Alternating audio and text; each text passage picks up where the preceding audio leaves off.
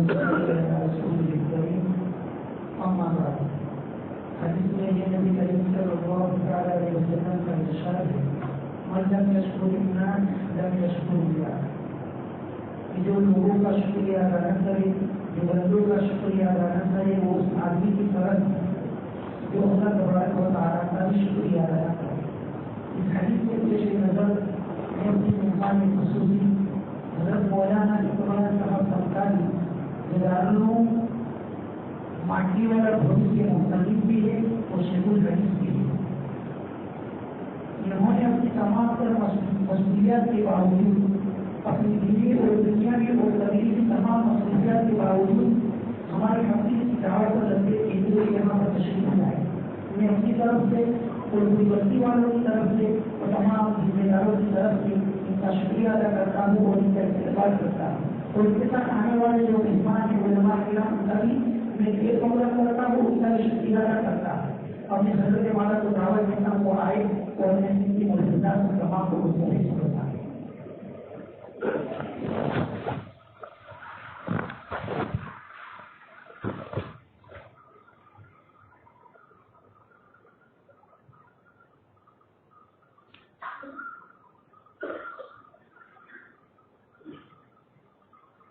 لله رب العالمين والصلاة والسلام على سيد المرسلين وعلى آله وأصحابه أجمعين. قال الله تبارك وتعالى في كلام الكريم والفرقان الحميد: أعوذ بالله من الشيطان الرجيم، بسم الله الرحمن الرحيم. يا أيها الذين آمنوا ادخلوا في السلم كافة. وقال تعالى: ويحل لهم الطيبات ويحرم عليهم الخبائث ويضع عنهم إثرهم والأغلال التي كانت عليهم والذين آمنوا به وعزروه ونصروه واتبعوا النور الذي أنزل معه أولئك هم المفلحون. وقال النبي صلى الله عليه وسلم: لا يفرق مؤمن مؤمنة إن كره منها رضي منها آخر. صدق الله العظيم وصدق رسوله النبي الكريم ونحن على ذلك لمن الشاهدين والشاكرين والحمد لله رب العالمين.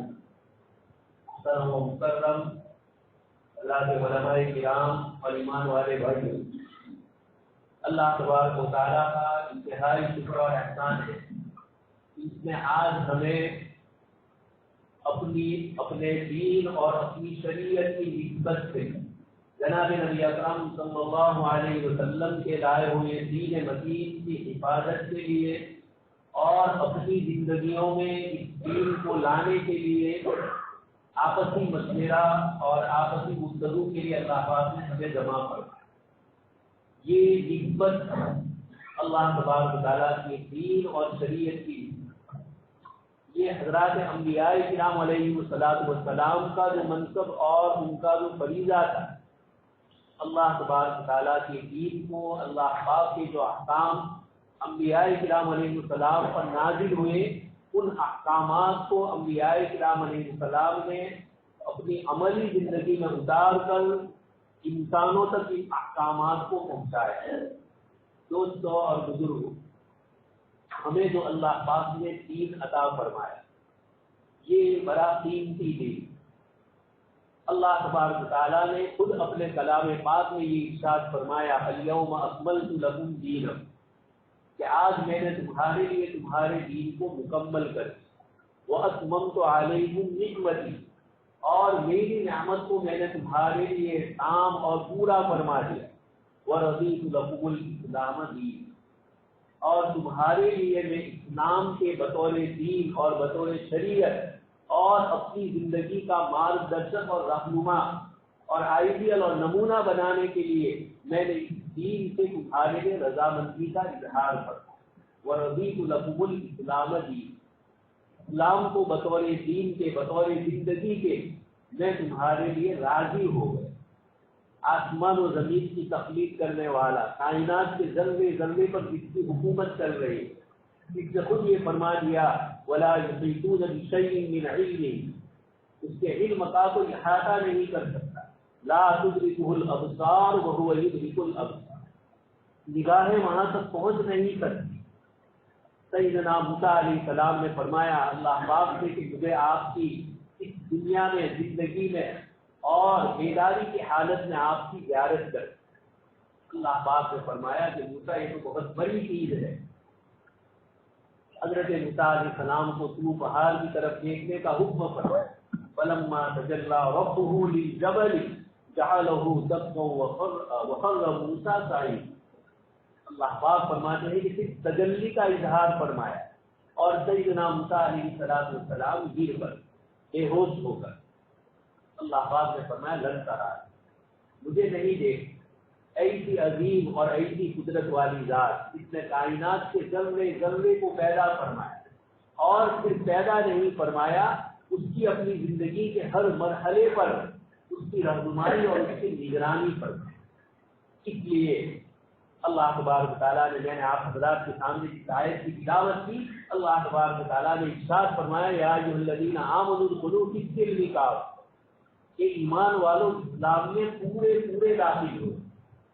یہ ایک بہت بڑی چیز اللہ پاک ذکر فرماتے ہیں، خاص کر کے ہمارے زمانے میں جب انسانوں نے عبادات کے لیے چند مخصوص اوقات کو اپنے لیے کر لیا اور مندر میں یا چرچ میں جا کر تھوڑی دیر کے لیے ہفتے میں ایک دن یا دن کے کچھ حصوں میں جا کر وہاں اپنے مخصوص طریقے سے عبادت کر لیں تھوڑی دیر کے لیے، اور وہ بھی اللہ کی ذات عالی کے ساتھ دوسروں کو شریک کر، یہ سمجھتے ہیں کہ یہ ہماری دین اور یہ ہماری شریعت ہے، لیکن صرف مسجد میں، صرف نعوذ باللہ مندر اور چرچ کے اندر بھگوان اور خدا کو یاد کیا جائے، باقی اپنی پوری عملی زندگی میں دین اور شریعت، انسان کی اپنی سوشل اور سماجی زندگی میں، اپنے بازار اور مارکیٹ اور اکنامک اور کمرشل زندگی میں اللہ تبارک تعالیٰ کے احکام اور اس کی ذات اور اس کے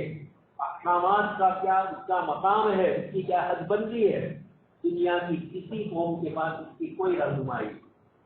اور اللہ پاک نے ہمیں فرما دیا الیوم اکملت لکم دینکم، میں نے تمہارے لیے دین کو مکمل کیا ہے۔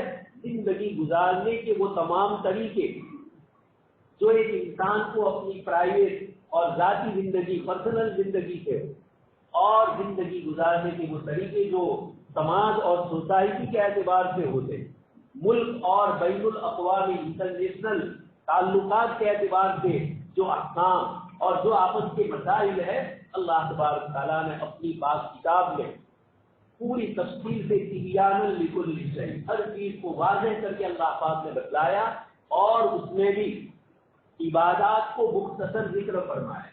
نماز، روزہ، زکوٰۃ، حج، بنیادی جو عبادتیں ہیں ان کو مختصر ذکر فرمایا۔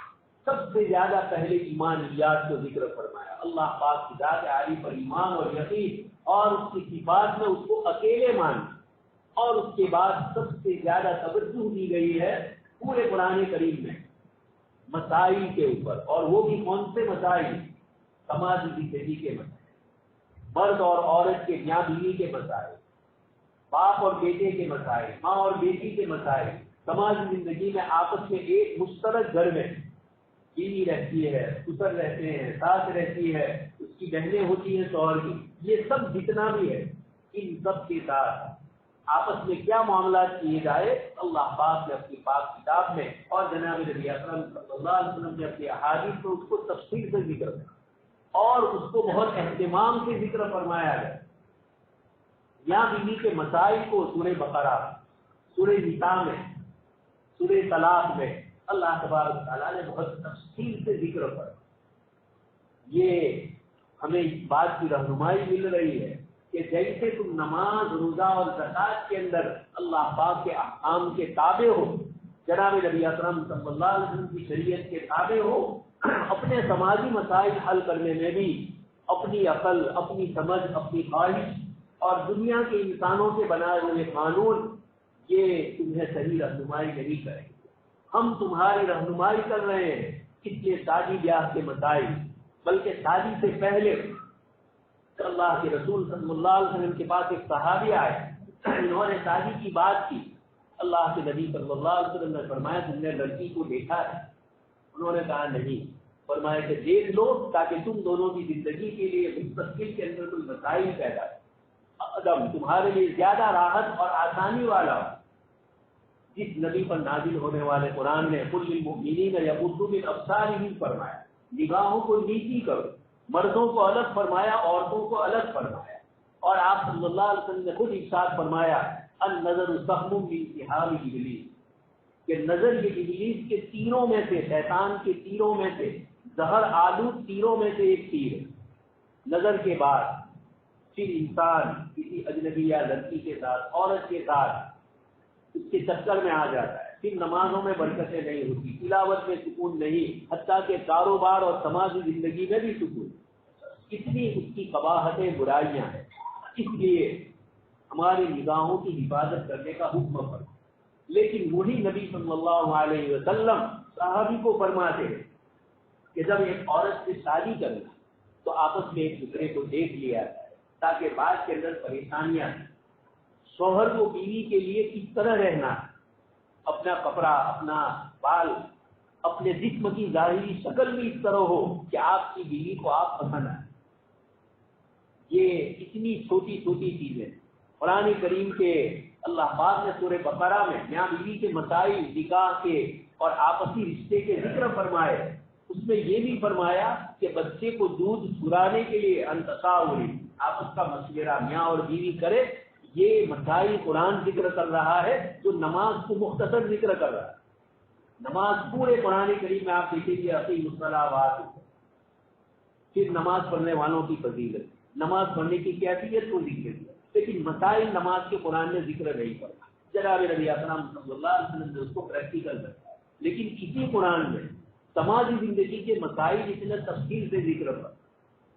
طلاق ہے، ایلا ہے، خلا ہے، طلاق کے کیا طریقے ہیں، میاں بیوی کے آپسی تعلقات کیا ہو، وَآخِرُهُنَّ بِالْمَعْرُوفِ، اپنی عورتوں کے ساتھ اچھے طریقے سے رہو، وَلَهُنَّ مِثْلُ الَّذِي عَلَيْهِنَّ بِالْمَعْرُوفِ، ان پر جیسی ذمہ داریاں ہیں ان کے حقوق بھی، تم ان کے حقوق بھی ادا کرو اور ذمہ داریوں کو بھی ادا کرو۔ یہ قرآن کریم کی سورہ بقرہ کی مختلف آیتوں اتنی تفصیل سے سماجی مسائل ذکر کی۔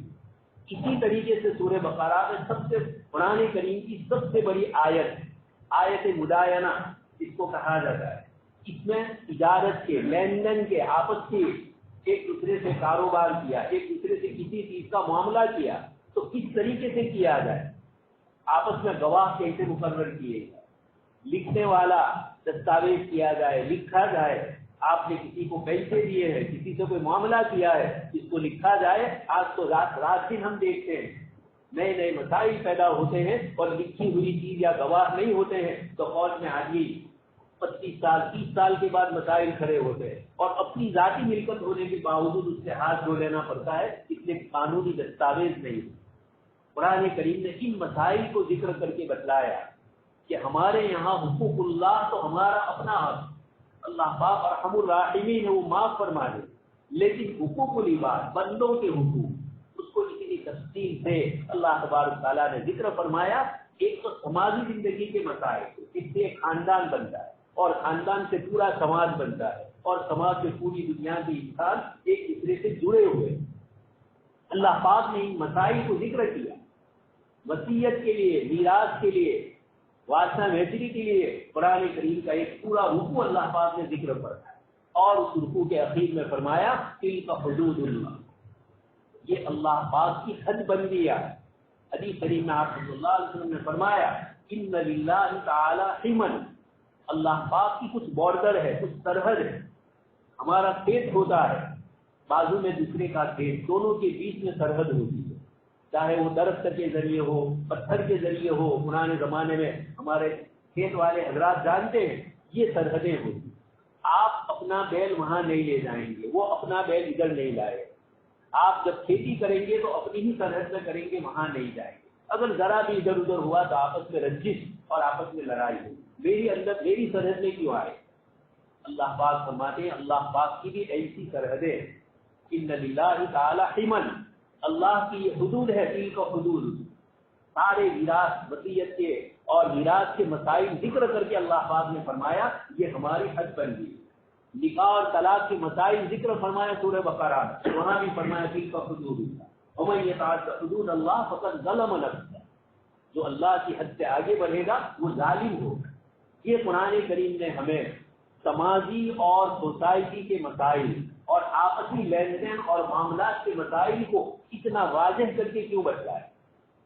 وہ انسان جو چاند پر پہنچ رہا ہے اور وہ انسان جس نے سائنس اور ٹیکنالوجی میں اتنی ترقی کی، کمپیوٹر اور موبائل کے ذریعے پوری دنیا میں نئی نئی چیزیں رات دن ایجاد ہو رہی ہے اور اس کا پتہ ہمیں چلتا ہے، لیکن وہی انسان جس نے سائنس میں اتنی ترقی کی وہ خود اپنے سماجی زندگی کے مسائل حل نہیں کرتا۔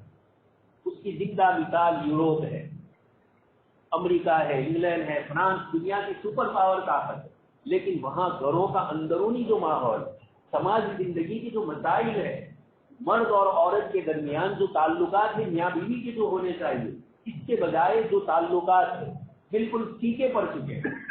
ان کے اولاد اور باپ اور اولاد اور ماں، ان کے درمیان کے تعلقات بھی 15-17 سال کے بعد لڑکا ماں باپ کو چھوڑ دیتا ہے، شکریہ ادا کرتا ہے، اب تک آپ نے میری پرورش کی، اب میں آزاد ہوں، آپ اپنے راستے پر، میں اپنے راستے۔ جب ماں باپ کو اس کی ضرورت ہوتی ہے اس وقت لڑکا اس کو چھوڑ کے چلا ہے۔ سماجی زندگی میں کسی ملک میں 80% طلاقیں، کسی ملک میں 70%، 70%، کسی ملک میں 50% طلاقیں مرد اور عورت کے درمیان کے تعلقات اتنے ناخوشگوار، سماجی زندگی کی گاڑی پٹری پر سے نیچے اتر چکی، اور یوروپ کے بڑے بڑے ماہرین یہ کہتے ہیں کہ سماجی زندگی میں ہم فیل۔ یہ کیوں ہے؟ سماجی زندگی میں بھی فیل اور معیشت، اکونومی اور کاروبار میں بھی فیل۔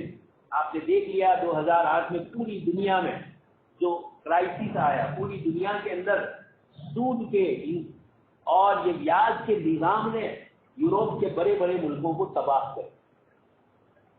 آپ دیکھ رہے ہیں یہاں بھی ہو رہا ہے۔ ایک آدمی کے پاس مکان ہے، بینک والے اس سے کہتے ہیں تمہارے مکان کی قیمت 10 لاکھ، اس پر تمہیں ہم اتنا سود دیں گے، یعنی اتنی شرح سود کے ساتھ اتنی لون دیں گے۔ آدمی لالچ میں لون لے لیتے اور مکان رکھ دیتا ہے، اور پھر تھوڑی مدت کے بعد کہتے ہیں تمہارے مکان کی قیمت تو 10 کی بجائے 12 لاکھ ہو گئے، اور تمہیں ہم اتنے ہزار پاؤنڈ دے سکتے، اتنے $1000 دے۔ انسان اس لالچ میں آ کر اپنے مکان کو مورگیج پر رکھ دیتا ہے سود کے اوپر، اور اس کے ذریعے عیاشی کرتا ہے۔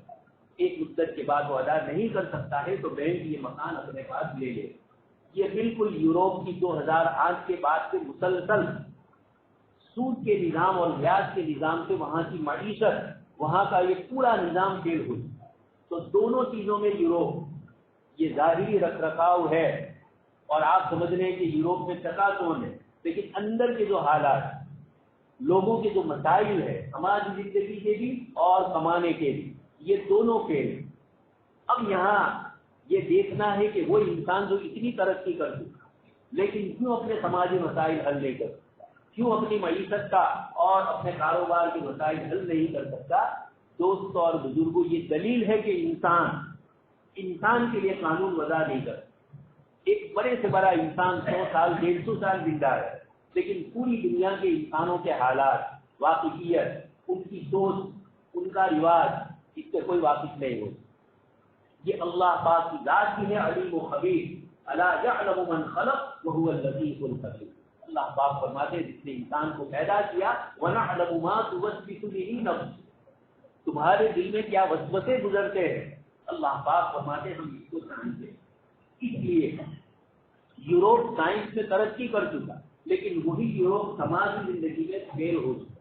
اس کی وجہ یہ ہے کہ سماجی زندگی کے مسائل انسان اپنی طرف سے حل نہیں کر سکتا۔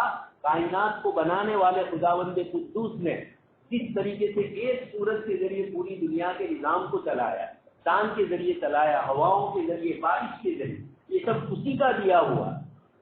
ہم لوگ کھیتی باڑی کرتے ہیں، جانتے ہیں کاشتکار سے زیادہ اللہ پاک پر توکل کرنے والا کوئی نہیں۔ وہ خشک زمین میں دانا ڈالتا ہے بارش کی امید پر، یہ اللہ پر بھروسہ کرتا ہے۔ یہ اللہ تبارک تعالیٰ بتلاتے ہیں کہ میں روزی دینے والا۔ اللہ تبارک تعالیٰ نے ہمیں یہ بتلایا کہ انسان اپنی سماجی زندگی کے مسائل خود حل نہیں کر سکتا. جیسے سورج چاند اور ساری چیزوں سے ہم فائدہ اٹھاتے ہیں. ایک خدا ہی کا دین ہے، شرع لکم من الدین ما وصی بہ نوح. تمام انبیاء کرام علیہ السلام کو ایک دین لے کر بھیجا. زمانے اعتبار سے کچھ مسائل میں اختلاف رہا زمانے کے اعتبار، باقی سارے نبی اللہ پاک نے اس آیت میں فرمایا سب ہمارے نبی ہیں. شرع لکم من الدین، سب انبیاء کرام علیہ السلام یہ لے کر آئے ہیں ہدایت. اور شیطان کو اس سارے دنیا میں امتحان کے لیے اللہ پاک نے ہمارے لیے رکھا ہے.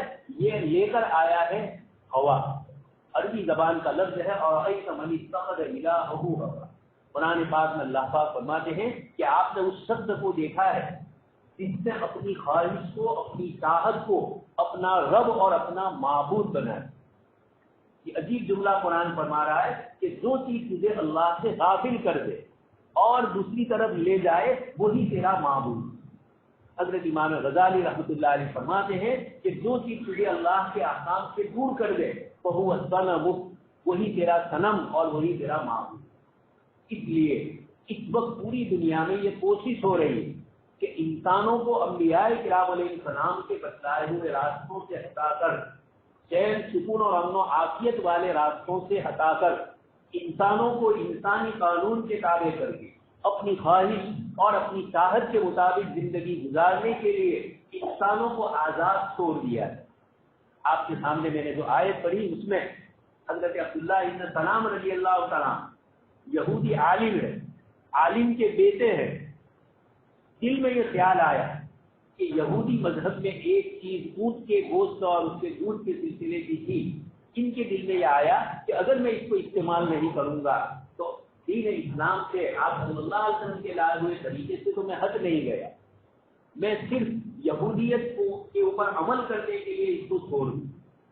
حالانکہ بہت سے لوگ گوشت نہیں کھاتے، اونٹ کا دودھ نہیں پیتے، ہمارے علاقے میں نہیں ہے، وہ بھی کر سکتے تھے. لیکن جب دل میں یہ نیت تھی کہ میں شریعت مسلم پر بھی عمل کروں اور شریعت محمدی پر بھی عمل کروں، اللہ پاک نے فرمایا اس آیت میں یا ایھا الذین آمنوا ادخلوا فی السلم کافۃ، اے لوگوں اسلام میں پورے داخل ہو. اس لیے کہ اللہ پاک نے پورا پیکیج بھیجا ہے پوری زندگی گزارنے. میں نے آپ کے سامنے آیت پڑھی جناب نبی اکرم صلی اللہ علیہ وسلم کی اللہ پاک نے جو تعریف فرمائی. اللہ پاک نے فرمایا موسیٰ علیہ السلام نے دعا کی تھی کہ آپ اپنی رحمت ہمارے اوپر نازل کیجیے. اللہ پاک نے فرمایا وسیع رحمتی کل شیء فسأکتبها للذین یتقون، میں اس رحمت کو کس کے اوپر نازل کروں گا؟ جو نماز زکات ادا کرتے ہیں. اور آگے فرمایا الذین یتبعون الرسول النبی الامی، جو لوگ نبی امی صلی اللہ علیہ وسلم کی پیروی کرتے ہیں، جس نبی کا ذکر تورات میں بھی ہے انجیل میں بھی ہے، ایسے برکت والے نبی. یہ دو نام لے کر بتلایا کہ پچھلی دو بڑی شریعت ہے اور اس وقت بھی دنیا میں سب سے بڑی آبادی عیسائیوں کی، کیتھولک اور پروٹسٹنٹ دونوں فرقوں کو ملا کر وہ مسلمانوں سے زیادہ ہے، اور اکیلا کیتھولک جو ہے وہ مسلمانوں سے کم ہے. اتنی بڑی آبادی. اسی طرح یہودیوں کی بھی ایک بہت بڑی آبادی ہے. یہ شریعت کو اللہ پاک نے حضرت یعقوب علیہ السلام سے لے کر حضرت عیسیٰ علیہ السلام تک مسلسل انبیاء کرام علیہ السلام کا سلسلہ یہودیوں نے تھا. یہ دونوں امتوں کے مطابق ان پر نازل ہونے والی کتاب میں اللہ پاک فرماتے ہیں کہ ہم نے اپنے حبیب صلی اللہ علیہ وسلم کا اتنا ذکر فرمایا ہے کہ یزیدونہ مکتوبا، نبی کا ذکر نہیں، نبی کو خود پائیں گے. اتنی علامتیں، اتنی وضاحت فرمایا. ان آیات میں اللہ پاک اشارہ فرماتے ہیں کہ حضرت محمد الرسول اللہ صلی اللہ علیہ وسلم جو دین لے کر آئے یہ یہود اور نصارہ کے دین کو بھی مکمل کر رہا ہے. مصدقا لما بین یدیہ، اگلی جو کتابیں ہیں تورات اور انجیل، اس کی تصدیق کرنے والا تھا. تو اللہ کے نبی صلی اللہ علیہ وسلم کو اللہ پاک نے کتاب لے کر بھیجا اور یہود اور نصارہ کی ساری اچھی اور خلاصے والی باتیں قرآن کریم میں اللہ پاک نے ذکر کر.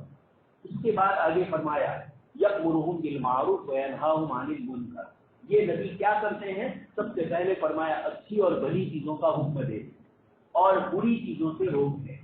یہ دو جملوں میں زندگی کی جتنی بھی اچھی چیزیں ہیں اللہ تبارک و تعالیٰ نے آپ صلی اللہ علیہ وسلم کے ذریعے دنیا میں اس کو پہنچایا، اور جتنی بری چیزیں تھیں آپ صلی اللہ علیہ وسلم نے ان سے منع فرمایا، روک دیے. آگے اللہ پاک فرماتے ہیں جو بڑا اہم ہمارے آج کا جو مسئلہ ہے UCC، اس کے اعتبار سے آگے اللہ پاک فرماتے ہیں یحل لہم الطیبات، زندگی میں اور دنیا کے اندر جتنی پاکیزہ، عمدہ اور اچھی چیزیں تھیں ان تمام کو آپ صلی اللہ علیہ وسلم نے حلال کر، اس میں کھانے پینے کی چیزیں آ گئی، خواہشات والی عورتیں بھی اس کے ذکر میں آ گئی، اور وَيُحَرِّمُ عَلَيْهِمُ الْخَبَائِثَ، جتنی گندی اور بری چیزیں تھیں آپ صلی اللہ علیہ وسلم کے ذریعے اللہ پاک نے قیامت تک کے انسانوں کے لیے اس کو حرام فرمایا، نکاح کو سنت اور حلال فرمایا، اور زنا کو اللہ تبارک تعالیٰ نے برا فرمایا، اور آپ صلی اللہ علیہ وسلم نے اس کی حرمت ذکر فرمایا۔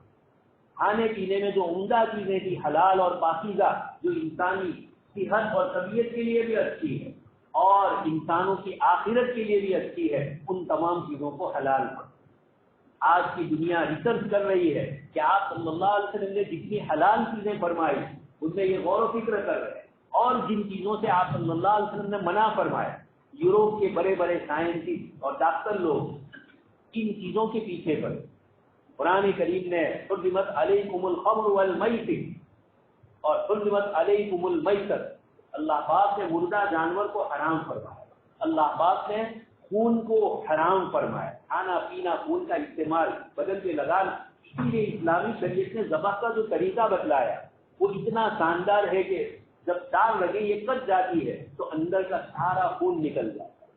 آپ دیکھتے ہیں ایک پرندے سے، کبوتر کو ہمارے بچے پکڑ لیتے ہیں، پکڑنے کے 2 منٹ میں کیا ہو جاتا ہے، وہ اپنا خون چھوڑ دیتا ہے اور سکڑ جاتا ہے، اور خون کہاں جاتا ہے، بدن کے سارے گوشت کے اندر سرایت کر جاتا ہے، اندر چلا جاتا ہے۔ جھٹکے سے جو لوگ مارتے ہیں بدن کے اندر وہ خون چلا جاتا ہے، اور جناب نبی اکرم صلی اللہ علیہ وسلم کو ذبح کا جو طریقہ بتلایا اس طریقے میں یہ ہوتا ہے کہ اندر کا سارا خون نکل جائے، اور ساری بیماریاں خون میں ہے، اسی لیے خون ٹیسٹ کروایا جاتا ہے۔ اب پیشاب کا بھی ختم ہو گیا، خون کے ذریعے ساری چیزیں ٹیسٹ ہو رہی، الگ الگ قسم کی ہزاروں قسم کی لیبورٹریوں میں تحقیق اور جانچ ہوتی ہے۔ اللہ پاک نے اس کو 1400 سال پہلے اپنی پاک کتاب میں حرام فرمایا، اور آج کا سائنس کہہ رہا ہے کہ بیکٹیریا اور سارے جراثیم اور ساری چیزیں اسی خون میں ہوئی، اسی سے تحقیق اور ریسرچ۔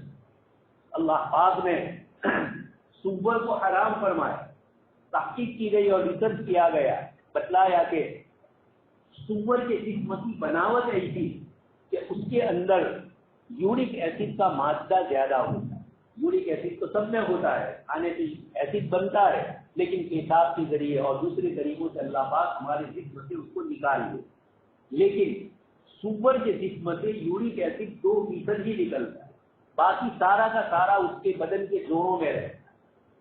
اس کے گوشت کے اندر اللہ پاک علیم و حکیم ہے، اس کی حکمتیں کیا ہے سائنس وہاں تک ابھی نہیں پہنچی، لیکن جو کچھ سائنس بتلا رہی ہے یہ خود اس بات کی دلیل ہے کہ جتنی چیزیں جناب نبی اکرم صلی اللہ علیہ وسلم کے ذریعے حلال فرمائی ان سب کے اندر انسانوں کی ظاہری باطنی ہر قسم کی رحمتیں اور برکتیں، اور جن چیزوں کو حرام فرمایا انسان چاہے اس کا ارتکاب کتنے اچھے طریقوں سے کرے تب بھی ان چیزوں میں جو اللہ پاک نے حرمت رکھی، یہ حرمت اللہ پاک کی جان دے۔ ایک جملے میں فرما دیا وَيُحِلُّ لَهُمُ الطَّيِّبَاتِ، پاکیزہ چیزوں کو حلال کر۔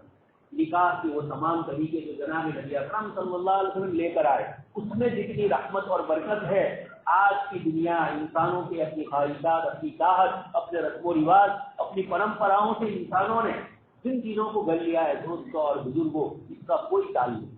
مجھے آپ کو بتلانا ہے کہ اللہ پاک نے ایسے نبی کے ذریعے ہمیں شریعت عطا فرمایا جن کو یہود اور نصارہ کی کتابوں میں بھی اللہ پاک نے ذکر فرمایا، جنہوں نے خود حلال اور حرام کی حد بندی کی۔ اور آگے ایک اور جملہ قرآن کریم جو نقل فرماتا ہے وَيَضَعُ عَنْهُمْ إِثْرَهُمْ وَالْأَغْلَالَ الَّتِي كَانَتْ عَلَيْهِمْ، انسانیت کے اوپر سماجی جو بندھن تھا، مذہب کا جو بندھن تھا، اور غلط قسم کے رواجات، غلط قسم کے عقیدے تھے، اور انسان اپنی ذات پر ظلم کرتا ہے۔ اللہ پاک نے جس کو حرام نہیں کیا اس کو وہ حرام سمجھتا تھا، اور جس کو حرام کیا اس کو وہ حرام نہیں سمجھتا، مذہبی اعتبار سے بوجھ اٹھایا۔ اللہ پاک نے قرآن کریم کے 30ویں پارے میں ایک آیت میں ذکر فرمایا عاملۃ ناصبہ، عمل کرنے والے، تھکا دینے والے، لیکن اس عمل کا کوئی بدلہ اللہ پاک کے یہاں نہیں ہے۔ عیسائیوں میں جوگ بندھا، جنگلوں میں، غاروں میں، گفاؤں میں، اس عیسائی لوگ چلے جاتے تھے سماج اور سوسائٹی سے کٹ کر غار اور غفا میں اللہ اللہ کرتے تھے. اللہ پاک نے منع فرمایا وَرَهْبَانِيَّةً ابْتَدَعُوهَا مَا كَتَبْنَاهَا. یہ دوپن اور یہ سنیاسی پن نہیں ہے، سماجی زندگی میں رہنا ہے. حدیث شریف میں آپ صلی اللہ علیہ وسلم نے فرمایا کہ وہ آدمی جو یخالط الناس لوگوں کے ساتھ رہتا ہے اور ان کی تکلیف اور پریشانی کو برداشت کرتا ہے. آپ گھر کے بڑے ہیں، سماج لے کر بیٹھے ہیں، بچوں کے، بچیوں کے، بہو کے، پوتوں کے، نوازوں کے، پڑوسیوں کے، اطراف کے دوسرے رشتے داروں کے، ان سب کے مسائل لے کر آپ بیٹھتے ہیں، سب میں بیلنس کرتے ہیں، سب کو راضی کرنے کی، سب کے مسائل میں اپنے آپ کو شریک کرنے کی آپ کوشش کریں. اس میں کڑوی کتیلی چیزیں آتی ہے، تکلیف آتی ہے، برداشت کرنا ہوتا ہے. لیکن ایک انسان جو سماجی زندگی سے الگ ہو گیا ہو، شادی بیاہ ہی نہیں کیا، اکیلا ہے، کوئی اس کا ہے نہیں، اللہ کے نبی صلی اللہ علیہ وسلم فرماتے ہیں جو شادی بیاہ اور سماجی زندگی میں ہوگا اور یخالط الناس لوگوں سے الگ ملگ کرے گا اور ان کی تکلیف پر صبر کرے گا، وَيَصْبِرُ عَلَىٰ أَذَاهُمْ حدیث شریف میں فرمایا ان کی تکلیف پر صبر کرے گا، اس کو ثواب زیادہ ملے گا اس شخص کے مقابلے میں جو اکیلا رہتا ہے اور جس کے پاس اس طرح کی سماجی زندگی کی کوئی تکلیف اور پریشانی نہیں ہے. اس لیے دوستوں اور بزرگوں، اللہ کے نبی صلی اللہ علیہ وسلم نے فرمایا کہ آپ دنیا میں اس لیے آئے کہ آپ لوگوں کو مذہبی جو بڑا بڑا مشکل کام تھا، میں نے جو آپ کے سامنے آیت پڑھی عاملۃ الناصبہ، عیسائیوں میں رہبانیت، اور وہ تو دور کی چیز ہے. میں اور آپ صبح سویرے ہائی وے کے اوپر چلیں گاڑی میں، دیکھیں گے کہ راستے پر چلنے والی پیدل جماعت جن کے پیر میں چپل بھی نہیں ہوتے، کپڑے ڈال کر اپنے پیروں کو چھپائے ہوئے، یہ کیا ہے؟ عاملۃ الناس، دین پر سختی سے عمل کر رہے ہیں، تھکا دینے والے، لیکن اللہ پاک ہے اس کا کوئی اجر اور کوئی بدلہ ہے. حضرت عمر رضی اللہ تعالیٰ عنہ یہودیوں کے ایک مندر میں اور وہاں گئے ان کے مذہبی جگہ پر، اور وہاں یہودیوں کو دیکھا اس طریقے سے کبھی مشقت کر رہے ہیں. آپ نے یہی آیت پڑھی عاملۃ الناس، یہ بیچارے محنت کر رہے ہیں لیکن کوئی اجر اور ثواب. اور یہاں فرمایا حتی اللقمۃ تضع فی امرأتی، اللہ کے نبی فرماتے ہیں کہ وہ لقمہ اور وہ قوریہ جو تو اپنی بیوی کے منہ میں رکھے گا یہ بھی صدقہ. دوستوں اور بزرگوں اور بھی مثال دے سکتے تھے اللہ کے نبی صلی اللہ علیہ وسلم، لیکن یہ سماجی زندگی کی مثال دے کر بتلایا کہ میاں بیوی کے تعلقات کیسے.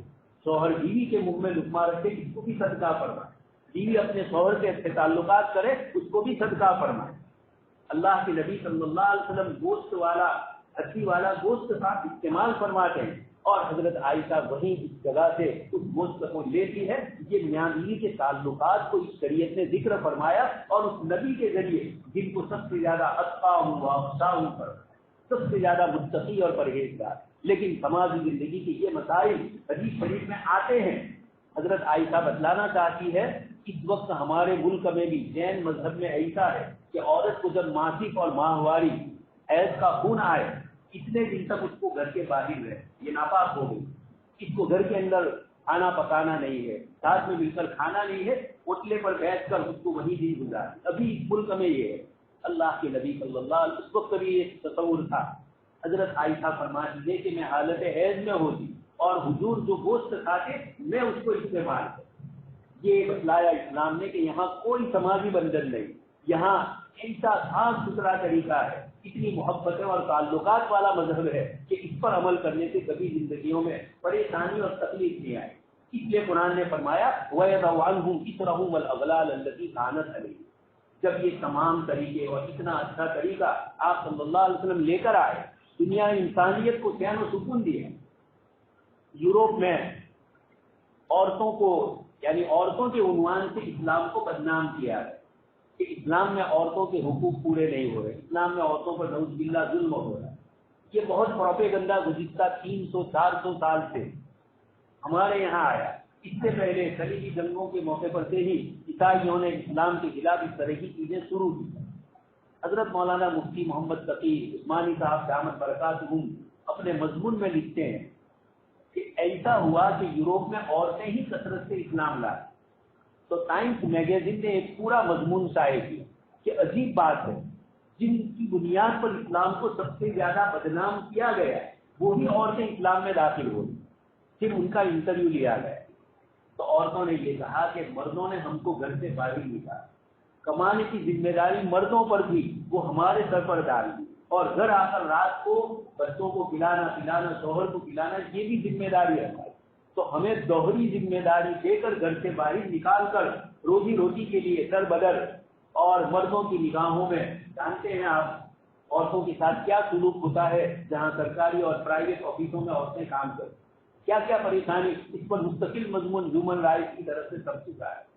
پڑھی لکھی عورتیں کام کاج کرتی ہے، گجرات کے اندر 25 سے لے کر 30 سال تک کی عورتوں کے ساتھ کیا ہوتا ہے، 30 سے لے کر 45 سال اور 45 سے لے کر 58 60 سال جو ریٹائر ہونے کی عمر، اس میں کون کون سی پریشانیاں عورتوں کو آتی ہے اپنی آفسوں میں، سماجی، مانسک اور نہ معلوم اور کس طریقے سے ان کا بلیک میلنگ کیا جاتا ہے، ان کو ستایا جاتا ہے۔ تو یہ جناب نبی اکرم صلی اللہ علیہ وسلم جس دین کو لے کر آئے، آپ نے فرمایا ان ساری چیزوں کو میں ختم کرنے کے لیے آئے اور صاف ستھرا طریقہ ہمیں عطا کرنا ہے۔ جب اتنا شاندار دین ہے، اللہ کا لایا ہوا، اللہ کا بھیجا ہوا دین، اور اللہ پاک نے چیلنج فرمایا وما ارسلناک الا رحمۃ للعالمین، ہم نے آپ کو رحمت والا دین لے کر بھیجا ہے، اور صرف انسانوں کے لیے نہیں، رحمۃ للعالمین۔ اللہ کے نبی کی رحمت کا اثر کہاں کہاں پڑتا ہے۔ حضرت ابو ہریرہ رضی اللہ تعالیٰ عنہ نے فرمایا ایک روایت میں کہ جب دنیا میں ظلم اور زیادتی ہوتی تو پرندوں کو بھی کھانا اور پینا نہیں ملتا۔ ہمارے یہاں قومی فسادات جب ہوتے ہیں تو شہروں میں کرفیو لگ جاتا ہے، اس موقع پر دودھ بھی نہیں ملتا، چھوٹے بچے پریشان ہوتے ہیں، کھانے پینے کی چیزیں نہیں ملتی، وہ جو کتے اور بلیاں ہمارے محلوں میں گھومتی تھی ان کو بھی کھانا پینا نہیں۔ تو حضرت ابو ہریرہ فرماتے ہیں حتی الحبارہ، ایک پرندے کا ذکر کیا حبارہ، فرمایا کہ اس کو بھی اپنے گھونسلے میں کھانا نہیں ہے۔ جب دنیا میں فساد مچتا ہے تو اس کا اثر وہاں آتا ہے۔ یہاں اللہ پاک فرماتے ہیں رحمت للعالمین، آپ صلی اللہ علیہ وسلم تشریف لائے تو رحمت والے بن کر آئے۔ پرندے کے بچے کو لے لیا تھا صحابی نے، اور وہ اوپر منڈلا رہی تھی، اللہ کے نبی صلی اللہ علیہ وسلم نے فرمایا اس کو کس نے ستایا؟ صحابی نے بچہ لے لیا تھا، اس کو چھوڑ دو۔ یہ ہے جناب نبی اکرم صلی اللہ علیہ وسلم کا دین، جو انسانوں پر تو شفقت اور مہربانی کرتا ہی، اس لیے اللہ پاک نے چیلنج فرمایا دوسرا، لقد کان لکم فی رسول اللہ اسوۃ حسنہ، تمہارے لیے اللہ کے رسول صلی اللہ علیہ وسلم کی زندگی میں بہترین نمونہ ہے۔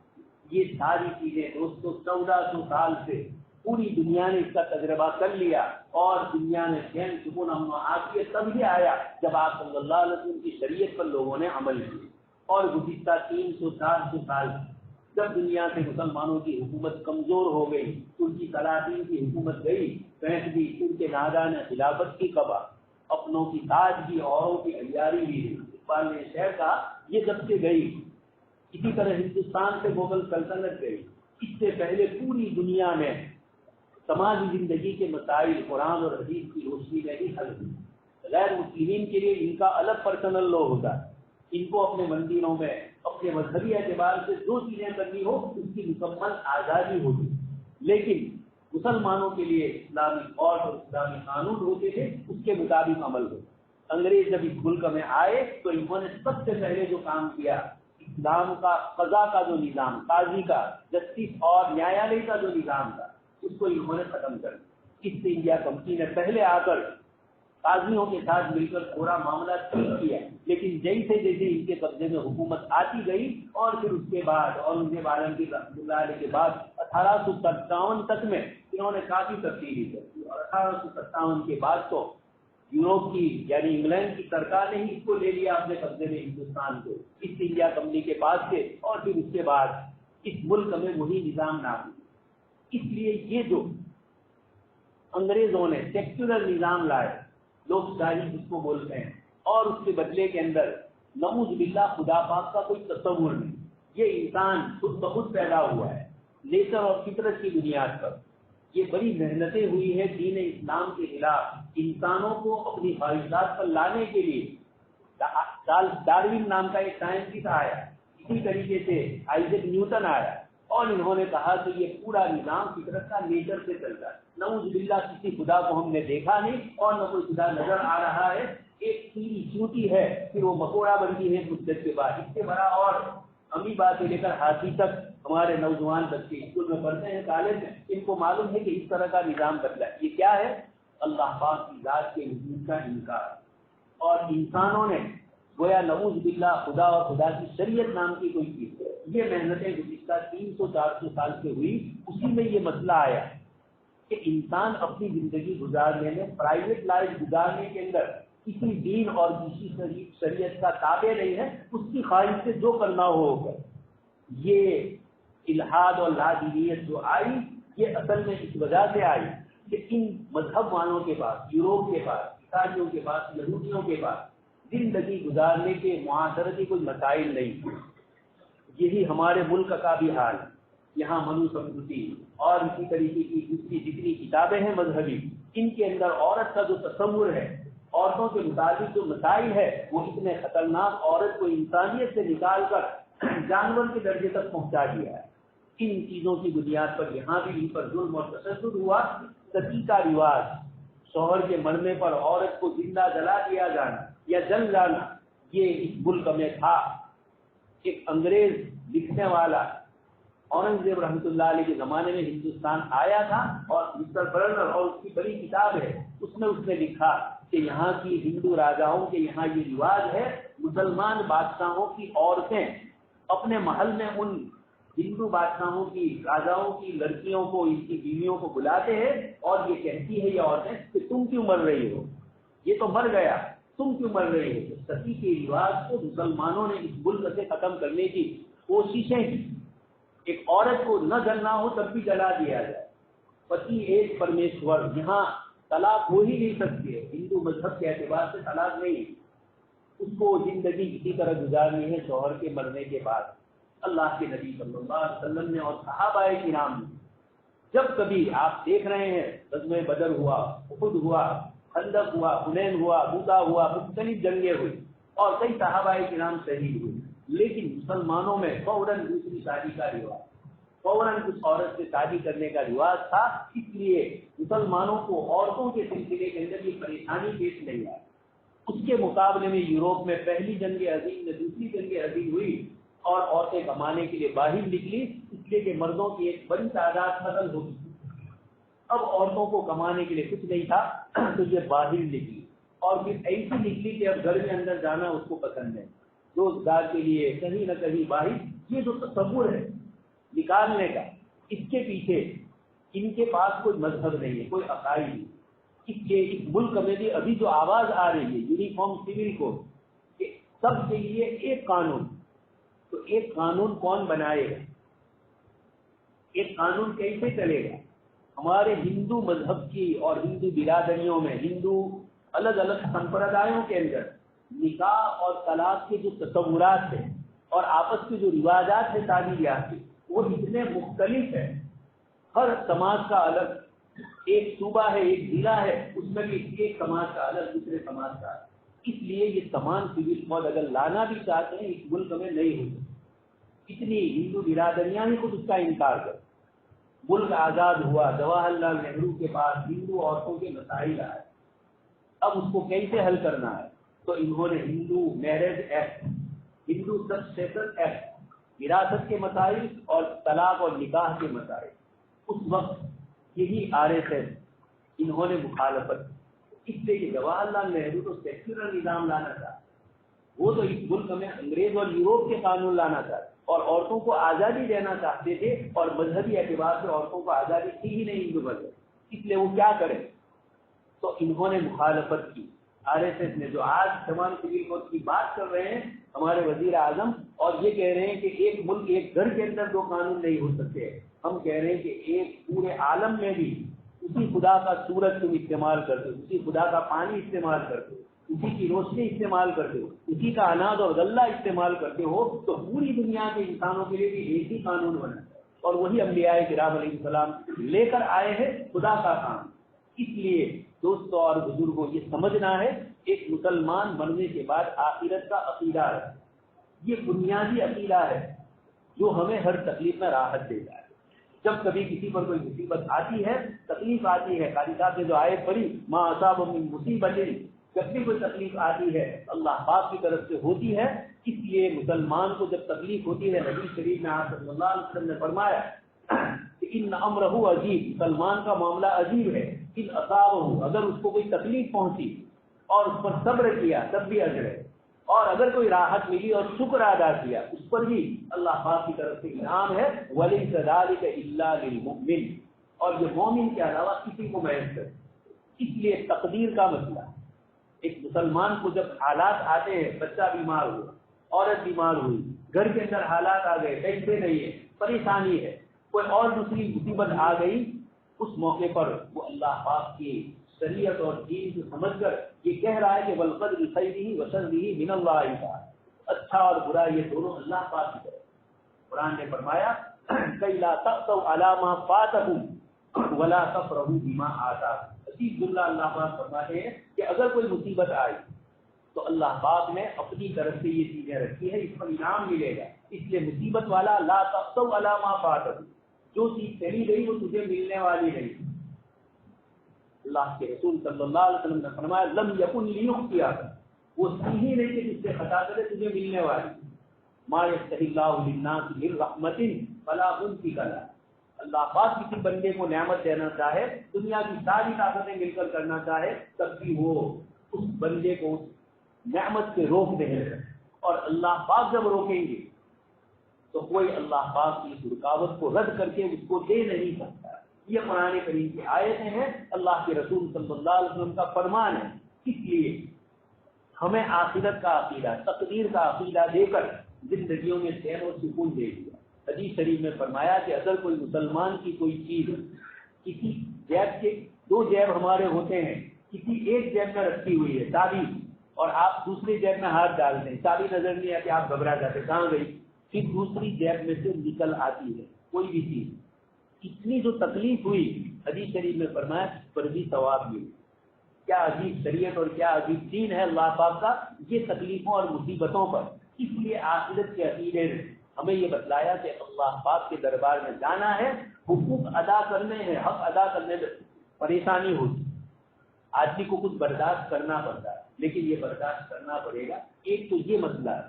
दूसरा, हमारे सामने जो कौमें हैं, चाहे हिंदुस्तान हो चाहे यूरोप के, इनके पास कोई कानून नहीं है, कोई शरीयत नहीं है, ये इंसानों के बनाए हुए कानून है, जिसमें आज ये गड़बड़ तो कल दूसरी गड़बड़। इंसान अपनी अकल से महदूद इलाके में रहता है, महदूद जगहों में, इसलिए इंसान अपनी समाजी जिंदगी के कानून खुद अपनी तरफ से नहीं बनाते। अगर बना सकते तो यूरोप जैसे साइंस में कामयाब हुआ, समाजी जिंदगी में भी कामयाब हुआ, लेकिन वहाँ सबसे ज्यादा नाकाम है। ये दलील है कि जो चीज जहाँ तलाश करनी है वहाँ नहीं जा रहे हैं, अपनी तरफ से बना रहे हैं, जबकि अल्लाह पाक ने अपना कानून दे दिया। वो इंसानों के दिलों के वसवसे को जानता है, शोर दरवाजों को जानता है कि इंसान जाहिर में कुछ करे और बातिन में कुछ करता है। शोहर और बीवी के मसाइल इंतहाई नाजुक होते हैं, वो लोगों के सामने जिक्र नहीं किए जाए, वरना फिर दोनों के दरमियान झगड़े। इसलिए हदीस शरीफ में फरमाया कि जो औरत अपने शोहर की राज की बातें दूसरी औरतों को कहे, या जो मर्द अपनी बीवी के मसाइल और अपनी बीवी के ताल्लुकात को दूसरों के सामने जिक्र करे, अल्लाह के नबी सल्लल्लाहु अलैहि वसल्लम ने दोनों को नापसंद किया।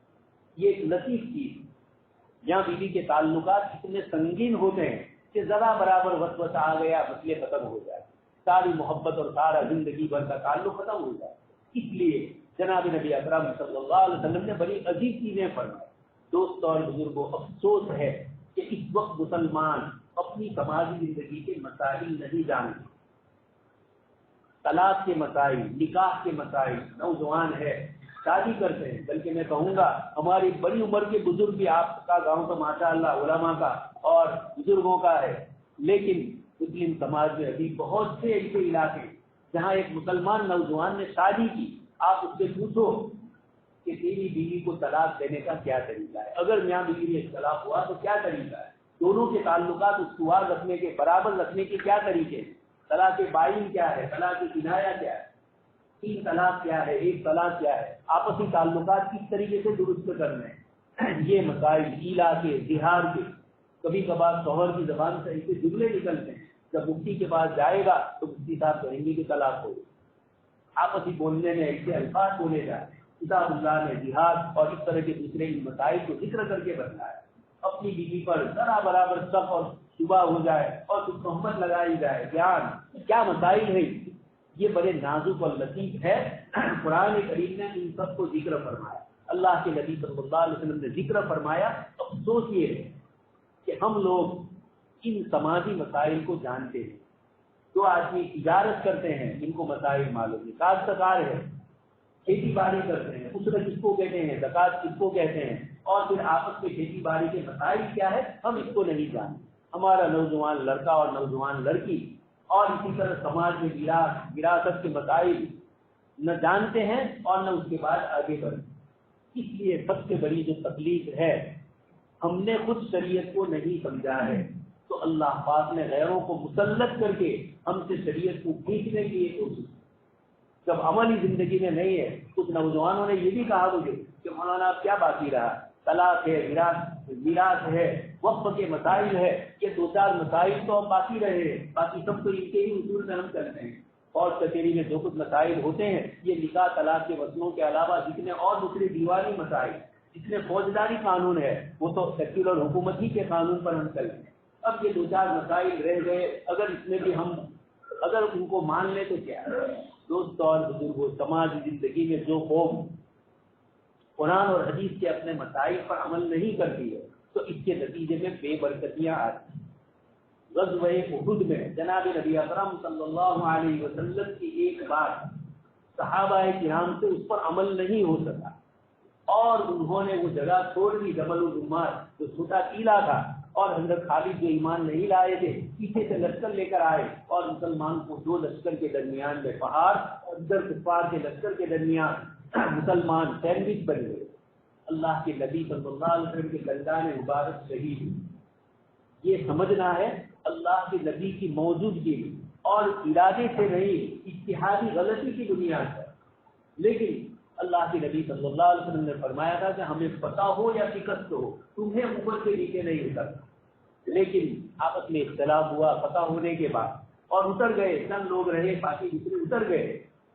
اللہ پاک نے اس کے نتیجے میں اس فتح کو شکست میں تبدیل کر دیا۔ اللہ کے نبی صلی اللہ علیہ وسلم کی ذات اقدس کو فوج اور آپ کے دندان مبارک کے اوپر زخم لگا۔ یہ بتلایا جا رہا ہے پہلے موقع پر قرآن کریم میں 4 پارے میں اور 9ویں پارے میں اللہ پاک نے غزوہ احد کی عجیب حکمتیں بتلائی، آیات میں عجیب عجیب کلمات اللہ پاک نے ارشاد فرمائے اور اس طریقے سے امت کو بتلایا کہ ذرا نبی کی نافرمانی پر اللہ پاک کی طرف سے یہ مسائل آئے۔ ذرا دل میں خیال آیا کہ ہماری جماعت کو 12,000 کی تعداد ہے، وَيَوْمَ حُنَيْنٍ إِذْ أَعْجَبَتْكُمْ كَثْرَتُكُمْ، جب مسلمانوں کو اپنی کثرت پر، اپنی تعداد سے زیادہ ہونے پر عجب آ گیا، ہلکا سا دل میں خوشی ہو گئی۔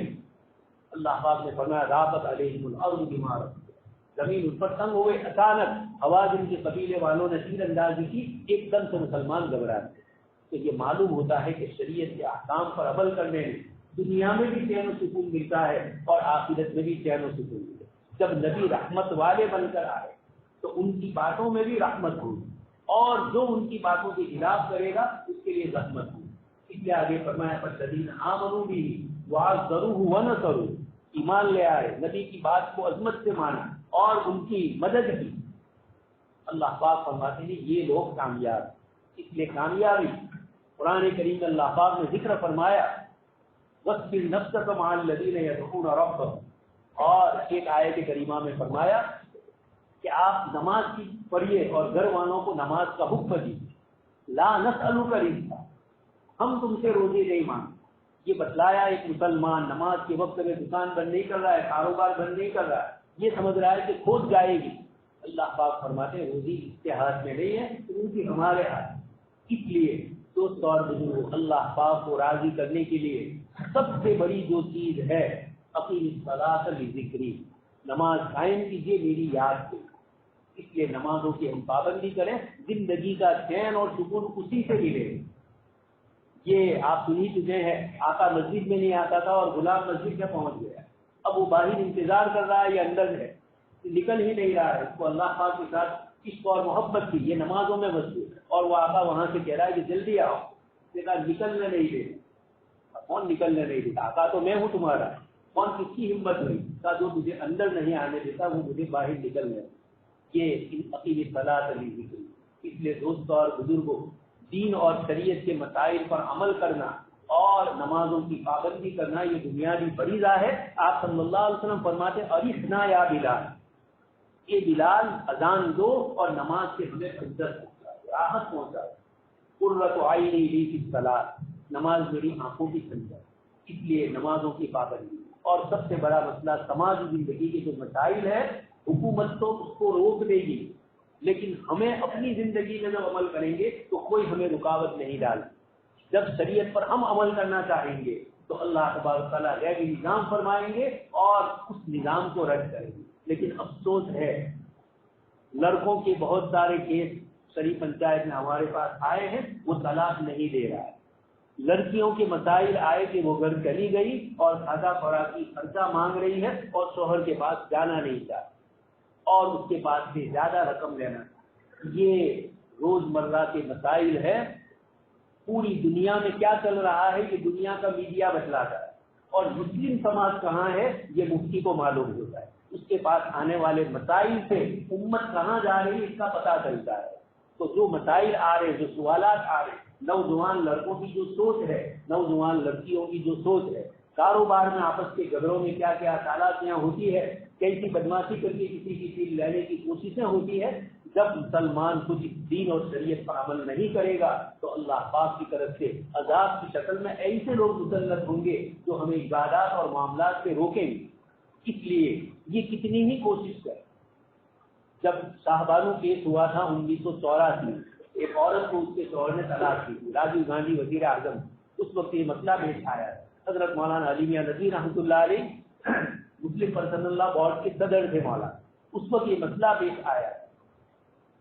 کورٹ نے یہ فیصلہ کیا تھا کہ شوہر اپنی بیوی کو 3 طلاق دیتا ہے تو جب تک یہ عورت دوسری شادی نہیں کرے گی وہاں تک اس کی ذمہ داری شوہر پر رہے گی، چاہے طلاق دے دی لیکن اس مرد پر رہے گی۔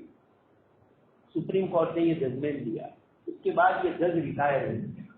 مولانا وحید الدین خان صاحب ہے، ماسٹر آف سائنس، انہوں نے اس جج سے کہا کہ جس مرد اور عورت کا آپس میں کوئی تعلق نہیں ہے، اب آپ اس کے اوپر جب تک یہ عورت شادی نہ کرے وہاں تک خرچہ متعین کرتے ہیں تو آپ خود بھی قانون کے ماہر، عورتوں اور مردوں کے مسائل کیا ہوتے ہیں آپ جانتے ہیں، پھر آپ نے ایسا ججمنٹ کیوں دیا اور خود ہماری اسلامی شریعت کے بھی خلاف۔ اس نے کہا کہ آپ کو کس نے کہا تھا ہندوستان کی سیکولر کورٹ میں اپنا کیس داخل کرتے؟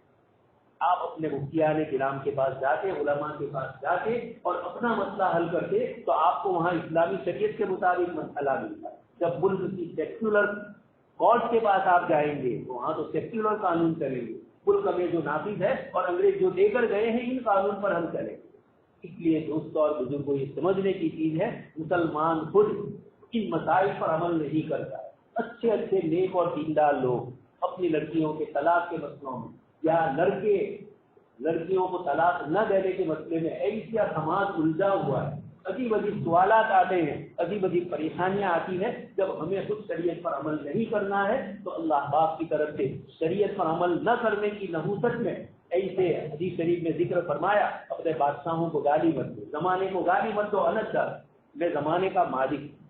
اس موقع پر ہم اپنے آپ کو دیکھیں۔ اس لیے یہ UCC یہ تو آئندہ 2024 کا الیکشن لڑنے کے لیے کوئی مدعا نہیں ہے، اس مدعے کو اپنایا گیا، لیکن یہ کوششیں ملک کی آزادی کے بعد سے مسلسل چلی ہے۔ 3 طلاق کا مسئلہ آیا، اس کے اوپر بریک لگا دی، اب آئندہ دوسری شادی پر بریک لگانے کی کوشش ہے، حلالے پر پابندی لگانے کی کوشش ہے۔ حلالہ کیا ہے؟ ہمارا نوجوان مسائل نہیں جانتا ہے، شریعت میں جو میاں بیوی کے مسائل ذکر کے بالکل معلوم نہیں، اب سیدھی 3 طلاق دے دیتا ہے، 3 کے بعد مسئلہ ختم ہو گیا۔ فَإِن طَلَّقَهَا فَلَا تَحِلُّ لَهُ مِن بَعْدُ، اب اس کے بعد دوسری جب تک شادی نہیں یہ عورت کرے گی اور پھر یہ مرد اس سے نکاح کرے، کتاب اللہ نے اس کو ذکر کرنا۔ مفتی کے پاس آتے ہیں تو مفتی صاحب کو کہتے ہیں میں نے 3 طلاق دی، مفتی صاحب کہتے بات پوری ہو گئی، شریعت نے تمہیں آپس میں مسائل حل کرنے کا کہا تھا اور پھر اس کے بعد نہ حل ہو تو آپس کے رشتے داروں کو حکم من اہلہ و حکم من اہلہ، آپس کے قریبی رشتے دار مل کر مسئلہ حل کر۔ تم نے سیدھا ہی 3 طلاق دے دی، اب اس کے لیے کوئی علاج نہیں۔ اب پریشان ہوتا ہے، بچے ہیں، یہ ہے وہ ہے، سارے مسائل۔ اب مفتی صاحب کہتے ہیں کہ ایک ہی شکل ہے کہ جب تک یہ عورت کو دوسری کسی مرد سے شادی نہیں کرے گی، پھر وہ طلاق دے یا انتقال کر جائے، پھر اتفاق سے تم اسے نکاح کرنا چاہو تو ہو سکتا ہے۔ تو حلالہ کوئی شریعت کی یہ چیز نہیں ہے۔ تکلیف یہ ہے کہ مسلمان مرد 3 طلاق سے پہلے حصہ ہی نہیں۔ بمبئی سے ایک صاحب میرے پاس آئے، انہوں نے مجھے کہا کہ میں نے بیوی کو 2 دی ہے یا 3 طلاق دی ہے مجھے پتا نہیں۔ تھوڑی دیر ادھر ادھر گھمایا، پھر میں نے کہا کہ بات یہ ہے کہ 3 طلاق پر طلاق نہیں ہوتی، 4تھی پر طلاق دی۔ تو آہستہ سے مجھے کہہ رہا ہے کہ مولانا میں نے 3 دی۔ میں نے کہا بس یہی کہنا تھا، مجھے مسئلہ ہی معلوم نہیں تھا کہ 2 اور 3 اصل 70 میں ڈالنے کے لیے آتے ہیں، 17 جگہ مسئلے پوچھتے ہیں، مسائل معلوم ہو جاتے ہیں، لیکن جاتے ہیں کہ کسی مفتی صاحب سے حلال کروانے، اس کے کندھے پر رکھ کر ہم حلال کریں۔ علامہ کشمیری رحمۃ اللہ علیہ کے پاس ایک صاحب آئے مسئلے کے سلسلے، حضرت نے منع کیا، وہ بار بار اصرار کر رہا ہے۔ حضرت علامہ کشمیری نے فرمایا تم کو جو کرنا ہو کرو، انور شاہ کے کندھے پر بندوق مت چلا، تم کو کرنا ہو کر لو جائز سمجھ کر، لیکن میں جائز اس کو نہیں کروں گا۔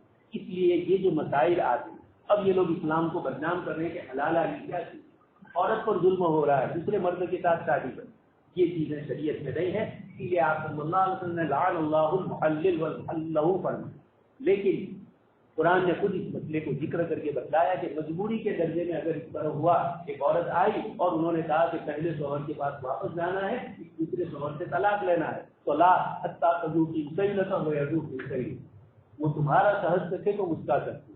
اللہ کے نبی صلی اللہ علیہ وسلم نے یہ سارے زندگی کے مسائل بتلائے ہیں، لیکن ہم لوگ اس پر عمل نہیں کرتے، نہ جانتے، اس لیے یہ ساری پریشانیاں آتی ہیں۔ اس لیے یہ جو اس وقت مسئلہ آیا ہے، اور ماشاء اللہ آپ حضرات نے تو سب نے ہی لو کمیشن کو جو پہنچانا تھا، مولانا ابراہیم صاحب نے سنایا، پورے گاؤں نے محنت کر کے نوجوانوں نے یہ چیز پہنچائی۔ دوستوں اور بزرگوں، یہ سیکولر ملک ہے، اس میں سیکولر جو قانون اور اصول ہوتے ہیں اس کی روشنی میں ہمیں مسائل حل کرنا، قانون اپنے ہاتھ میں ہم لیں گے تو مسئلے بگڑ جاتے ہیں۔ اس لیے ابھی مسلم پرسنل لا بورڈ نے اتنا ہی کہا کہ ہم لو کمیشن تک یہ پہنچا۔ بہت سے غیر مسلمین مسلمانوں سے اچھے تعلقات رکھتے، انہوں نے اشکال کیا کہ ابھی تو آیا نہیں حکومت کی طرف سے کہ کوڈ کیا ہوگا، کون سے قانون ہوں گے، اور اس سے پہلے آپ لوگ منع کرتے ہیں۔ ہم نے اس کا جواب دیا کہ اگر لو کمیشن یہ نہ پوچھتی تو ہم کچھ نہیں بولتے، لیکن وہ خود پوچھ رہی ہے۔ ملک کا وہ قانونی ڈھانچہ بنانے والے لوگ جن کے مشورے سے پارلیمنٹ میں قانون پاس ہو، اس کو کہا جاتا ہے لو کمیشن۔ یہ مشورے دیتے ہیں، پورے ملک کا غور و فکر کر کے پورے ملک میں لو کمیشن پھیلی ہوئی ہے ان کے آدمی، تو یہ قانون بنانے کے لیے یہ کمیشن مشورہ دیتا ہے۔ تو وہ جب مشورہ پوچھ رہا ہے ہندوستان کے باشندوں سے کہ بھائی آپ کو یہ پسند ہے، سول کوڈ کو آپ چاہیں گے یا نہیں، تو ہم نے پہلے سے کہہ دیا ہمارے پاس خدا کا قانون۔ اس لیے دوستو، یہ حضرت محمد رسول اللہ صلی اللہ علیہ وسلم کے دین کے خلاف جو سازش ہے، آپ نے جو کام کیا، یہ حضرت محمد رسول اللہ صلی اللہ علیہ وسلم کی شریعت سے محبت اور تعلق کی بنیاد پر کیا ہے۔ اللہ تبارک تعالیٰ ہمیں اس کے اوپر یقیناً بڑا اجر عنایت فرمائے۔ آپ یہ کہہ رہے ہیں کہ مجھے اپنے خدا کی شریعت پسند ہے، انسانوں کے بنائے ہوئے قانون میں نہیں پسند، یہ ہے آپ نے جو ریجیکٹ کیا، اور لو کمیشن کو آپ نے جو کہا، اس کا مطلب یہ۔ اس لیے دنیا میں انسانی قانون خدائی قانون، UCC انسانی قانون ہے، اور اللہ کا قانون قرآن اور حدیث ہے۔ اللہ پاک سے دعا ہے کہ اللہ تبارک تعالیٰ ہمیں اس قانون پر عمل کرنے کی توفیق نصیب فرمائے، اور دوسروں تک اس کو پہنچانے کی اللہ کا توفیق نصیب فرمائے۔ اللہ پاک نے اتنی عظیم نعمت اسلام کی شکل میں دی ہے، ہم خود اس پر قدر کریں، اس پر عمل کریں، اور دوسروں تک اس کو پہنچائے۔ عملی طریقے سے بھی، دعوت کے طریقے سے بھی اسلامی شریعت کے مسائل لوگوں تک پہنچا کر بتلایا جائے یہ کیا ہے۔ سہار سمت سے دین اسلام کے قانون پر حملے ہو رہے ہیں، جبکہ وہ باطل پر ہے اور ہم حق پر ہیں۔ ہم صحیح صاف ستھری زندگی جس کو جب یہ کریم صلی اللہ علیہ وسلم نے دی، اس کے مقابلے میں دوسرے طریقے ہیں، تو اللہ پاک ہم سب کو اس شریعت پر عمل کرنے کی توفیق نصیب فرمائے۔ آمین وآخر دعوانا الحمدللہ۔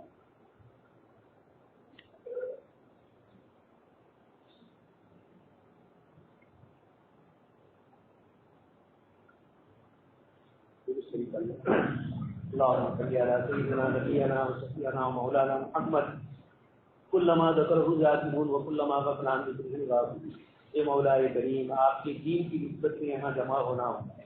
ہم سب جانتے ہیں ہمارے اعمال اس درجے پر نہیں ہے کہ آپ کی بارگاہ عالی میں قبول ہے، لیکن مولا ہماری زبانیں، ہمارا دماغ، ہمارا دل آپ کے دین اور آپ کی شریعت کی باتوں میں لگا ہوا ہے۔ مولا ہماری عملی کوتاہی کو معاف فرمائے۔ اس گئے گزرے دور میں، اس فساد اور فتنے کے دور میں جہاں اسلامی تعلیمات کو میڈیا کے ذریعے بدنام کیا گیا ہے، اے مولا کریم ہماری بد عملی نے دین اور شریعت کو لوگوں کے لیے کھلونا بنا دیا۔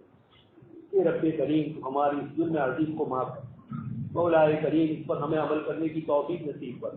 مولا تیرا دین اور شریعت ہے، تو چونٹی سے بھی کام لے سکتا ہے، تو ابابیل سے کام لیتا ہے۔ اے رب رحیم آپ نے ہمیں مومن اور مسلمان گھرانے میں پیدا کر۔ مولا کریم ہماری کوتاہیوں کو معاف کر، آپ کی شریعت سے محبت اور عظمت نصیب فرمائے۔ 1400 سالہ نبی اور نبی کے نائبین، علماء کرام، محدثین، مفسرین، مجتہدین کی یہ مشترک محنت ہے جو آج کے اس سائنس کے دور میں بھی دین اور شریعت کو لوگوں تک پہنچانے کی ہمیں توفیق عنایت ہے۔ مولا کریم ان تمام اکابرین کی قبروں کو جنت الفردوس میں مولا کریم ان کو اعلیٰ مقام نصیب فرما، ان کو کروٹ کروٹ جنت نصیب فرما، تحت نگاہ ان حضرات کی قبروں کو پر نور فرما دے۔ مولا کریم ان کے احسان عظیم کو ہم بھول نہیں سکتے۔ اگر یہ مسائل ہمیں نہ بتلاتے تو آج ہم بھی دنیا کی دوسری قوموں کی طرح در بدر بھٹکتے رہتے۔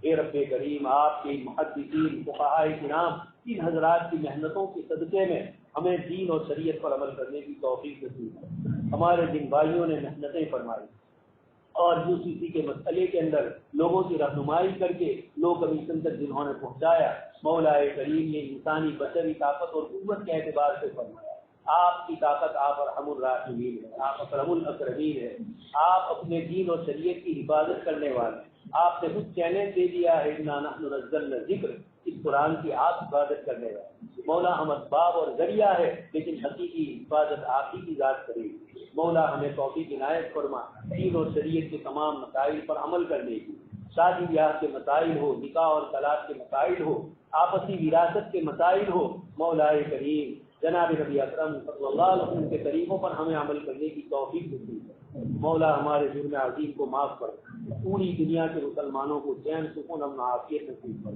پوری انسانیت کو جناب نبی اکرم صلی اللہ علیہ وسلم کے لائے ہوئے دین کے طریقوں سے فائدہ اٹھانے کی توفیق نصیب۔ مولا ہماری بدقسمتی سے وہ بیچارے محروم ہیں، اے مولا کریم ہمارے جرم عظیم کو معاف فرما کر اپنے بندوں تک آپ اپنی شریعت کو اپنی حکمت اور اپنی تدبیر سے پہنچا دیجیے۔ اے مولا کریم جو کچھ یہاں ہو رہا ہے آپ علیم و خبیر ہیں۔ رب کریم اس ملک میں چین و سکون امن و عافیت عطا فرمائے۔ ملک میں جن جن علاقوں میں جن جن لوگوں پر ظلم اور زیادتی ہو رہی ہے، اے رب کریم آپ انصاف کو پسند فرمائے، آپ نے ظلم کو ناپسند فرمایا۔ مولا ہم سے ہونے والے ظلم کو بھی اور ہم پر ہونے والے ظلم کو بھی اے مولا کریم آپ دور فرما دیجیے۔ اللهم انا نسألك من خير ما سألك منه نبيك وحبيبك محمد صلى الله عليه وسلم، ونعوذ بك من شر ما استعاذك منه نبيك وحبيبك محمد صلى الله عليه وسلم، أنت المستعان عليك البلاغ، لا حول ولا قوة، سبحان ربك رب العزة عما يصفون، وسلام على المرسلين، والحمد لله۔